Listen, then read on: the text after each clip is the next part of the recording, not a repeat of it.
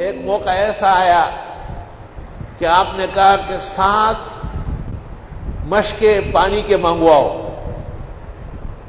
لم تحلل اوقیتہن، اور ان کا منہ نہ کھلا ہو، اور پھر حضرت ٹب میں بیٹھ گئے، میمونہ کا ٹب تھا، اور آپ پر ایک ہی وقت میں بیویوں نے 7 طرف سے مشک کول کر کے پانی ڈالا، اور اس میں آپ کو آرام آیا، آپ کی طبیعت بہتر ہوئی، مسجد تشریف لے گئے، بخاری شریف میں واعظ بھی فرمایا۔ یہ تجرباتی چیز ہے، یہ وہ نیک ٹوٹکے ہیں، اس کا کسی رسم سے کوئی تعلق نہیں۔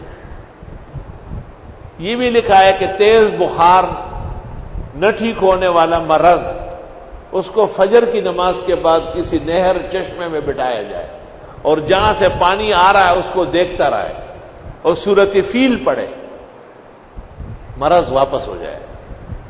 یہاں ایک طالب علم تھا ہمارا، بہت نیک خصلت اور بہت ہی بہترین صلاحیتوں والا، وہ بہت بیمار ہو گئے، اتنی محبت تھی سبق سے، ڈاکٹروں نے مجھے کہا کہ یہ بچنے والا نہیں ہے، اس کو بھیج دو، وہ کہتے نہیں میں ٹھیک ہو جاؤں گا، یہی پڑھوں گا۔ ہوائی جہاز کا ٹکٹ اس کو کرایا 2 طالب علموں کے ساتھ، اس نے کہا نہ، یہاں آپ کے سامنے مروں اور آپ میرا جنازہ پڑھائے، یہ کافی ہے۔ کیا عشق ہے، کیا محبت ہے۔ میں نے دعا کی، خاص کلمات و اسماء سے میں نے کہا اللہ اس کو ٹھیک کر دے، آپ کے بڑے احسانات ہیں، خدا کی قسم۔ مجھے کہا بس کوئی سا ٹوٹکا کرو یہ بچے گا۔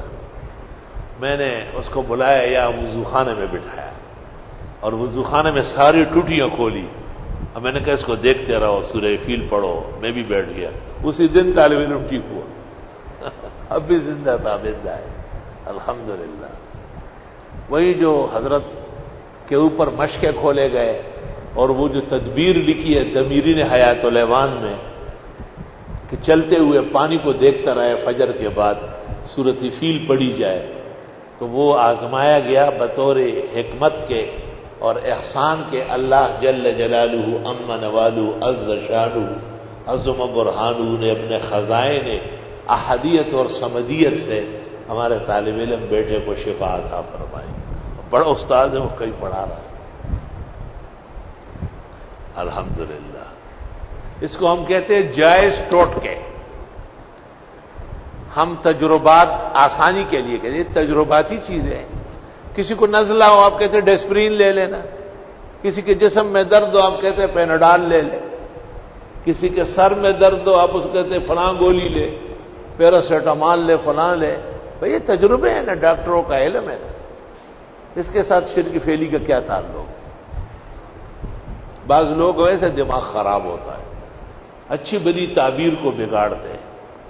تعبیر کا تحفظ بھی عالم دین کا فرض ہے، اس کی ذمہ داری ہے کہ تعبیرات کا خیال رکھے اور لوگ دین کو اور اچھی خصلتوں کو نقصان نہ پہنچائے۔